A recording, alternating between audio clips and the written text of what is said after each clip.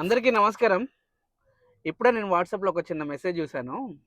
ఆ మెసేజ్ ఏంటంటే, ఎమ్మెల్యే యశస్విని రెడ్డి గారి చొరవతోటే వానకొండయ్య గుట్ట పర్మిషన్స్ రద్దయ్యాయని చెప్పేసేసి చాలా పెద్ద ప్రకటనలు ఇచ్చుకుంటున్నారు కాంగ్రెసోళ్ళు. ఒక చిన్న ఎగ్జాంపుల్ మీకు ఈ వీడియోలో కింద పెడతా ఉంటాను చూడండి. ఒక 3 రోజుల క్రితం జనగామ కలెక్టర్ గారిని స్థానిక ఎమ్మెల్యే, పాలకుర్తి స్థానిక ఎమ్మెల్యే యశస్విని రెడ్డి గారు కలిశారు. ఆ కలిసినప్పుడు ఎమ్మెల్యే యశస్విని రెడ్డి గారు ఏం పెట్టారనేది వాళ్ళు అఫీషియల్‌గా రిలీజ్ చేసిన ప్రెస్ నోటు. వాళ్ళ ఫేస్‌బుక్, వాళ్ళ ఇన్‌స్టాగ్రామ్, వాళ్ళ ట్విట్టర్‌లలో పెట్టింది. మీకొక్కసారి నేను కింద పెడతాను చూడండి. ఆమె ఏ విషయాల మీద కలిసింది కలెక్టర్ గారిననేది ఒక్కసారి మీకు వివరిస్తా. ఒకసారి వినండి. జనగామ జిల్లా అభివృద్ధి ప్రజా సమస్యల పరిష్కారం లక్ష్యంగా పాలకుర్తి శాసనసభ్యురాలు శ్రీమతి యశస్విని రెడ్డి గారు మరోసారి చొరవ చూపారు. ఈ క్రమంలో జనగామ జిల్లా కలెక్టర్ శ్రీ సందీప్ కిషోర్ జా గారిని స్థానిక ప్రజాప్రతినిధులు, కాంగ్రెస్ పార్టీ నాయకులతో కలిసి మర్యాదపూర్వకంగా కలిసిన ఎమ్మెల్యే గారు పాలకుర్తి నియోజకవర్గ అభివృద్ధికి సంబంధించిన పలు కీలక అంశాలను జిల్లా కలెక్టర్ గారి దృష్టికి తీసుకొని వెళ్లారు అని చెప్పేసి మెయిన్ హెడ్డింగ్ పెట్టింది ఎమ్మెల్యే యశస్విని రెడ్డి గారు ఫేస్బుక్ ఐడిలో. అది మీకు కింద స్క్రోల్లో చూపెడతాను.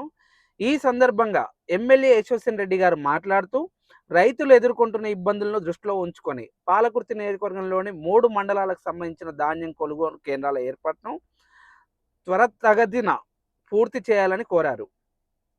రైతులు తమ పంటను విక్రయించే సమయంలో ఎలాంటి ఇబ్బంది లేకుండా అవసరమైన సౌకర్యాలు కల్పించాలని, కొనుగోలు ప్రక్రియ పారదర్శకంగా నిర్వహించాలని జిల్లా కలెక్టర్ను విజ్ఞప్తి చేశారు. రైతుల శ్రమకు తగిన గౌరవం దక్కేలా ప్రభుత్వం చేపడుతున్న కార్యక్రమాలను వేగవంతం చేయాల్సిన అవసరం ఉందని ఎమ్మెల్యే గారు పేర్కొన్నారని చెప్పేసి పెట్టారు. సార్, మరి ఈ కాంగ్రెస్ నాయకులకు ఇయాల వచ్చిన వానకొండయ్య గుట్ట మీద వచ్చిన కలెక్టర్ ఇచ్చిన తీర్పుకు వాళ్ళు పెట్టే మెసేజ్‌లకి ఏమైనా సిగ్గుందా అని అడుగుతున్నా. నేను అడగడానికి కారణం ఏంటంటే, మీరు కలిసింది ఒక సబ్జెక్ట్ మీద కలెక్టర్ గారిని కలిసిర్రు.